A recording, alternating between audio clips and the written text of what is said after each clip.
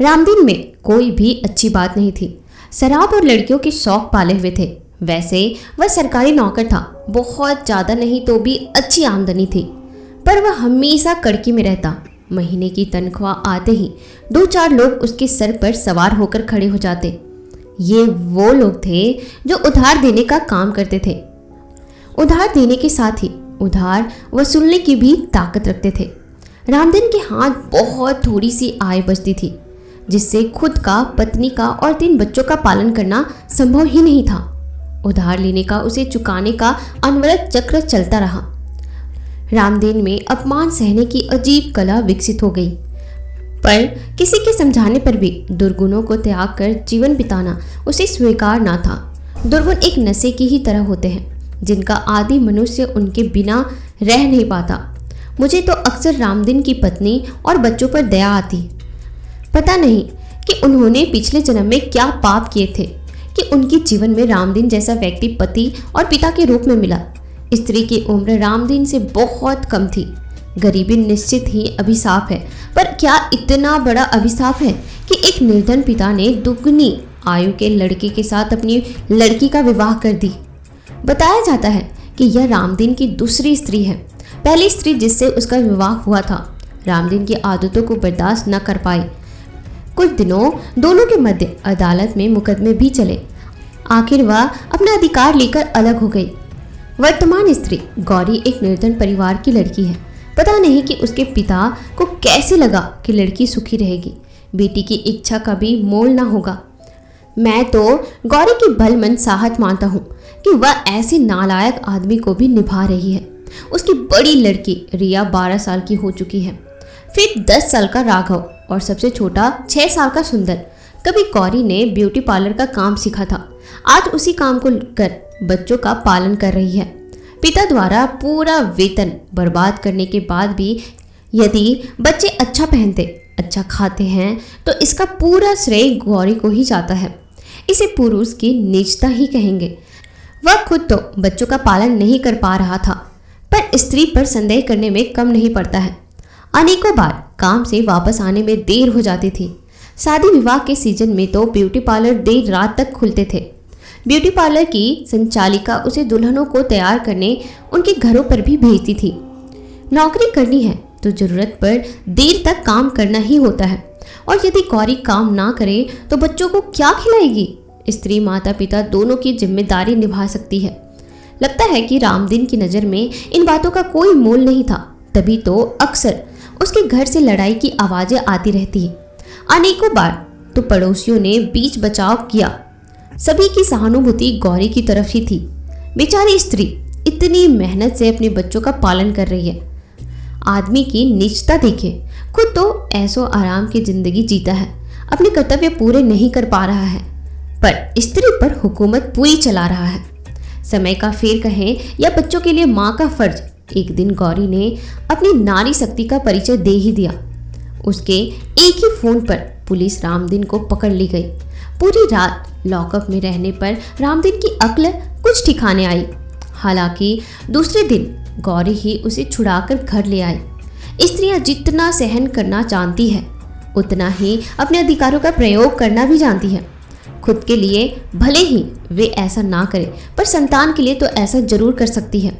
हालांकि उस दिन के बाद भी अक्सर पति पत्नी में विवाद होते रहे, पर फिर कभी रामदीन की तेज आवाज़ घर से बाहर नहीं निकली। लगता है कि शायद गौरी के जीवन में अभी और कष्ट लिखे थे, या उसके कष्टों से छुटकारे का समय आ गया था। एक दिन रामदीन ऑफिस से वापस नहीं आया।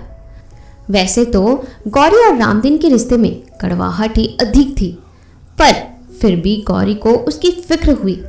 रामदीन के साथ काम करने वालों के घर वह गई। आज तो रामदीन ऑफिस भी नहीं गया था। फिर रामदीन था कहाँ? अग्नि के 7 फेरे लेने मात्र से ही स्त्री जिसे अपना पति मान लेती है, उसके सुख और दुख की चिंता से खुद को बचा नहीं पाती। गौरी ऐसे आदमी की भी चिंता कर रही थी जिसने उसे कभी सुख दिया ही नहीं। गौरी अपने ऐसे पति को तलाश कर रही थी जिसने ना तो कभी उसके पति का धर्म निभाया और ना ही कभी अपने बच्चों के पिता का धर्म। दूसरे दिन सुबह तक रामदीन की गुमशुदगी की खबर ऑफिस के सभी अधिकारियों और कर्मचारियों को भी हो गई थी। थाने में रिपोर्ट भी दर्ज की गई। पुलिस ने अपनी तरफ से तहकीकात की। रामदीन का इतिहास तो वैसे भी जग जाहिर था। मुख्य तो यही लग रहा था कि रामदीन कर्जदाताओं से तंग होकर कहीं भाग गया है। रामदीन का बैंक खाता एकदम खाली था। इसके अलावा रामदीन अपने भविष्य निधि खाते से भी समय समय पर बड़ी धनराशि निकालता रहता था। पुलिस ने रामदीन को तलाशने के प्रयास किए, पर गौरी के प्रयासों की जितनी तारीफ की जाए कम ही है। ना जाने कितने दिनों वह अखबार में इश्तिहार निकलवाती रही। कुछ टीवी चैनलों पर भी रामदीन की गुमशुदगी की खबर प्रचारित की गई, पर रामदीन को मिलना ही नहीं था तो नहीं मिला। दिन, महीने और साल निकल गए। यदि गौरी के पास अपना हुनर ना होता तो शायद आज बच्चों को लेकर कहीं भीख मांग रही होती। समय निकलता जा रहा था। लोग रामदीन को लगभग भूल ही गए। फिर भी लगता है कि गौरी अभी भी उसे तलाश रही है। आज भी कभी कभी अखबारों में निकलते विज्ञापन गौरी के प्रयत्नों की गवाही दे रही थी। बच्चों की परवरिश के लिए पिता और माता दोनों ही आवश्यक होती है। जहाँ माता हृदय का प्रतीक है, वहीं पिता छत्र का। माता बच्चों के मन में जीवन के राग जगाती है तो पिता बच्चों को सुरक्षा देता है। पर कई बार किसी एक को ही दोनों जिम्मेदारी निभानी पड़ती है। अनेकों बार पुरुष कमजोर पड़ जाता है, पर स्त्रियां ज़्यादातर कमजोर नहीं पड़ती। गौरी एक मजबूत स्त्री निकली। अपने बच्चों की खातिर उसने अपनी आंखों से आंसू पोंछ लिए। रामदीन के विभाग से उसको बहुत कम धनराशि मिले थे। फिर जो भी देनदारी थी वह भी नियमों के चलते संभव नहीं थी। केवल कर्मचारी की मृत्यु की स्थिति में ही उसके परिवारजनों को उसके मद का भुगतान किया जा सकता है। फिर रामदीन ना तो मृतक की गिनती में था और ना ही जीवित की। रामदीन का बैंक खाता भी खाली ही था। पर जिस तरह गौरी अभी तक अपने बच्चों का पालन करती आई, उसी तरह पालन करती रही। दूसरी तरफ देखा जाए तो अब गौरी निर्णय लेने में ज़्यादा सक्षम थी, तो आमदनी के ना होने पर भी घर के हालात सुधरने लगे। तीनों बच्चे भी ज़्यादातर खुशी नजर आते, पर जब वे अकेले होते तो घर के पीछे वाली खाली जगह में इकट्ठा होकर आंसू बहा जाते। रामदीन चाहे जैसा भी हो, पर बच्चों का पिता तो था। लगता है कि बच्चे उससे विशेष प्रेम करते थे। काश रामदीन ने बच्चों के प्रेम को समझा होता तो खुद को अवगुणों से बचाता, बच्चों को छोड़कर इस तरह ना भागता। 4 साल गुजर गए थे। रिया अब किशोरी अवस्था की दहलीज पर खड़ी है। सुंदर आज 10 वर्ष का है। आज गौरी को भी लगता है कि बच्चों के लिए पिता की कुछ तो अहमियत है। वह खुद तो किसी भी तरह जीवन काट सकती है, पर बच्चों को पिता रूपी छत्र छाया प्रदान करना आवश्यक है। हालांकि इस निर्णय तक गौरी आसानी से नहीं पहुंची। उसके शुभचिंतकों ने भी उसे राजी किया कि वह दोबारा से अपना जीवन शुरू करे। आज भी हमारे देश में अनेकों जवान कन्याएं वैधव्य का दंड भुगत रही हैं। वहीं समाज की ऐसी सोच में बदलाव एक सुखद एहसास है। वैसे भी एक सत्य यह भी है कि हर समाज की अपनी अलग सोच होती है। एक गांववासी की सोच एक नगरवासी की सोच से सर्वथा भिन्न होती है। संतोष वास्तव में उसी ब्यूटी पार्लर की मालकिन के भाई है, अच्छे व्यवहार के मालिक है। जिसमें गौरी काम करती है, उनका खुद का भी एक छोटा मोटा व्यापार है। ईश्वर सभी के जीवन में कुछ न कुछ कमी तो छोड़ता है। संतोष जी की आंखें भी उस दुखद घटना को याद कर गीली हो जाती है जब उनकी धर्मपत्नी एक दुर्घटना में ईश्वर को प्राप्त हो गई थी। उस समय से लेकर आज तक वह एकाकी जीवन जीते आए हैं। लगता है कि तीनों बच्चों को फिर से संतोष जी के रूप में अपने पिता मिल जाएंगे। लगता तो यही है कि संतोष जी एक अच्छे पिता साबित होंगे। भले ही अभी तक कानूनन रामदीन को मृतक घोषित नहीं किया गया है, फिर भी बच्चों की खातिर गौरी संतोष के साथ परिणय सूत्र में बंध रही है। दूसरी तरफ एक कक्ष में तीनों बच्चे कुछ उदास हैं। तीनों में सुंदर सबसे ज़्यादा भावुक है।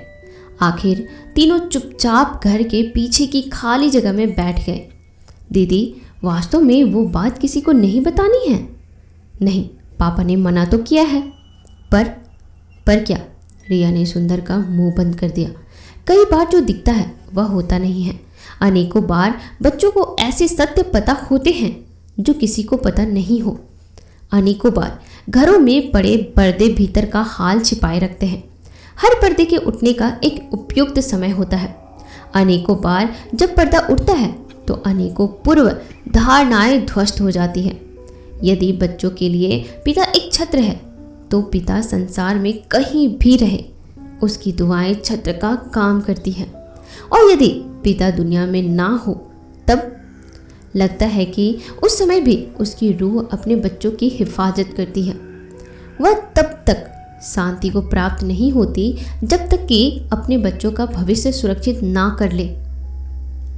गौरी ने संतोष से विवाह कर लिया। गौरी के जीवन में एक साथी आ गया था, पर लगता है कि अभी तक बच्चों ने संतोष को पिता के रूप में स्वीकार नहीं किया है। बच्चे उससे खींचे खींचे रहते।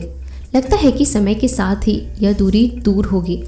संतोष बच्चों का अच्छा ध्यान रखता था। बच्चों के पसंद की चीज़ें रोज बाजार से लेकर आता, पर बच्चे उन उपहारों को स्वीकार ना करते। बच्चे मुख से तो कुछ भी ना बोलते, पर उनका व्यवहार अपने सौतेले पिता के प्रति सम्मानजनक ना हुआ। रामदीन दुनिया की नज़रों में कितना ही बेकार पिता था, पर बच्चे उसकी जगह किसी को भी देने को तैयार ना थे। बड़ी रिया से समझदारी की ज़्यादा उम्मीद थी। आखिर वह ऐसी अवस्था में थी कि वह समझ सके कि माँ ने यह निर्णय उन्हीं के भले के लिए लिया है।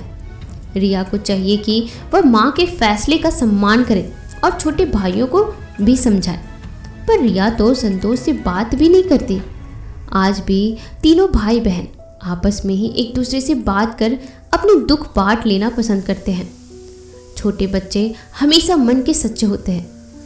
अनेकों बार मन की बात सही तरह से बाहर निकाल देते हैं। एक बार जब गौरी और संतोष बच्चों को समझा रहे थे, उन्हें बता रहे थे कि संतोष वास्तव में उनके हितैषी है, अचानक सुंदर के मुंह से उनके मन की बात निकल गई। रिया ने जब तक उसका मुंह बंद कर दिया, उसे रोकना चाहा, तब तक कुछ शब्द गौरी और संतोष के कान में पड़ चुके। कुछ ही देर में कुछ अलग ही नज़ारा था। बच्चों की जीवन लीला समाप्त करने को ही संतोष आतुर था और उसके सामने गौरी गिड़गिड़ा रही थी। भले ही वह अपने पति के साथ बेवफाई करती रही थी, भले ही उसने भी संतोष के साथ मिलकर अपने पति रामदीन को मौत के घाट उतारा था, फिर भी गौरी के रूप में स्थित माँ अपने बच्चों को बचा रही थी। इन सबसे अलग तीनों बच्चों के चेहरे पर भय की कोई रेखा भी नहीं थी, जैसे उनके पिता इस समय उन्हीं के साथ खड़े हों। गौरी को धक्का देकर संतोष जैसे ही बच्चों की तरफ बढ़ा, बच्चों के साथ एक साया देखकर चीख उठा। जिस रामदीन को अनेकों साल पहले उसने गौरी के साथ मिलकर ठिकाने लगा दिया था, उसी रामदीन की रूह आज भी बच्चों के साथ अपनी हिफाजत में खड़ी थी। मृत्यु के बाद भी रामदीन आज तक अपने बच्चों की हिफाजत करता आया है। 3 बच्चे घर के पीछे जिस जगह बैठकर कुछ पल बिताते आए हैं, उसी जगह पर कभी संतोष और गौरी ने रामदीन की लाश दबा दी थी। बच्चों की जान लेने को आगे बढ़ रहा संतोष अपनी जान बचाकर भाग गया। गौरी भी डरी सहमी सी रामदीन को देख रही थी। अच्छा बच्चों, अब मैं चलता हूँ, जब तुम्हें ज़रूरत होगी तुम्हारे साथ खड़ा रहूँगा। फिर से बता रहा हूँ कि यह बात किसी को मत बताना। जो पर्दा घर पर पड़ा हुआ है इसी तरह पड़ा रहे। संसार यही समझता रहा कि मैं लापरवाह पिता था। संसार में यह पता नहीं चलना चाहिए कि लापरवाह मैं नहीं बल्कि तुम्हारी माँ ही गलत रास्ते पर चल चुकी थी। संसार में यही मिथक प्रचारित रहे कि मेरा तुम्हारी माँ से झगड़ा मेरे संदेह का ही नतीजा था। तुम्हारी माँ आखिर तुम्हारी माँ है। मैं नहीं चाहता कि वह जेल जाए और मेरे बच्चे अतीम बन जाए। रिया, तुम्हें तो बता चुका हूँ कि मेरे सारे पैसे, उधार लिए पैसे सब एक बैंक में मैंने जमा कर रखे थे, जिसके नॉमिनी तुम तीनों बच्चे हो। गौरी रामदीन की रूह को ज़्यादा देखती रही। जीवन में रामदीन और गौरी के मध्य कैसे भी मतभेद रहे हो, गौरी के पतन की क्या वजह रही हो, इन सबसे अलग दूसरा सत्य यह भी है कि एक पिता की रूह हर हालत में अपने बच्चों का हित ही चाहती है। निश्चित ही गौरी के इस कृत्य से रामदीन की रूह भी उसे बदले की आग में तड़पती होगी, पर एक पिता की रूह के सामने बदला लेने की आतुर रूह हार गई होगी। संतोष और गौरी जिस रहस्यमय तरीके से परिणय सूत्र में बंधे, उसी रहस्यमय तरीके से अलग भी हो गए। आज भी समाज रामदीन को एक लापरवाह पिता मानता है और गौरी की तारीफ करते नहीं आगाता है। घर के भीतर अब जब भी तीनों बच्चे अपनी पसंदीदा जगह पर बैठते हैं, तो अब गौरी भी दूर से हाथ जोड़कर अपने गुनाहों की माफ़ी मांगती है। बाहर सभी के लिए ये सब बातें एक रहस्यमय है। घर पर एक अदृश्य पर्दा जो पड़ा हुआ है। तो दोस्तों, यह कहानी यहीं पर समाप्त होती है। आपको यह कहानी कैसी लगी मुझे कमेंट सेक्शन में ज़रूर बताइएगा। और हाँ, अगर आप हमारे चैनल पर नए हैं तो हमसे जुड़ने के लिए इस चैनल को अभी ही सब्सक्राइब जरूर कीजिएगा, ताकि आगे से आने वाले जितने भी नए एपिसोड हो सबसे पहले आप सुन सके। तो मिलते हैं नए एपिसोड में नए कहानियों के साथ। तब तक के लिए आप अपना ख्याल रखना। और हाँ, अगर किन्हीं के पास खुद की हॉरर स्टोरीज है या खुद की कोई भूतों की कहानियाँ हैं और वो चाहते हैं कि मैं अपने चैनल पर सबको सुनाऊँ, तो प्लीज़ आप मुझे अपनी कहानियाँ इंस्टाग्राम पर शेयर कर सकते हैं। मैं आपकी कहानियों को आवाज़ ज़रूर दूंगी। मेरी इंस्टाग्राम की आईडी है डिजिटल दिव्या 001, जिसका लिंक डिस्क्रिप्शन में भी दिया हुआ है। तो जल्दी से जा कर के आप मुझे फॉलो कर सकते हैं।